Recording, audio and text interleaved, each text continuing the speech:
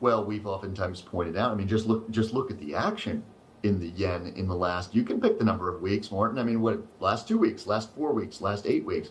I mean, this thing is moving like a roller coaster. And if you're Japanese based, if you are Japanese, well, then it's no big deal. But if you're anybody else, if you're a USD based investor, it's all over the place. It's just nothing but vol for what should theoretically be a zero-sum game. So what we've oftentimes said at WisdomTree is, look, this pair's at 157.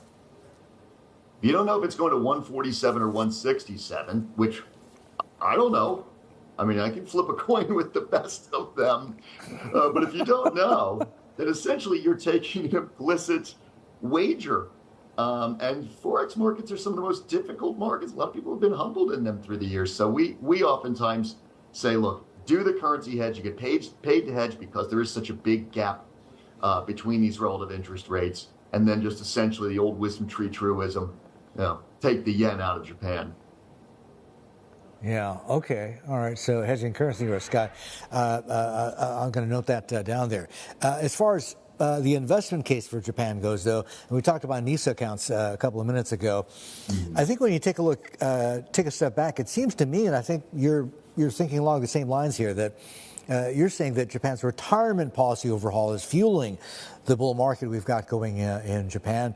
The way I look at it is pretty similar, and that is that, look, they're going, okay, we're not making enough people. We're in fact losing them, right? So the existing people, you got to work longer before you retire. One, and two, these NISA accounts are all about shifting the burden to y'all, right? You look after yourselves, invest and make money, as opposed to, leave it to the government, which is running a debt to GDP ratio of in excess of 270%, the highest in the OECD.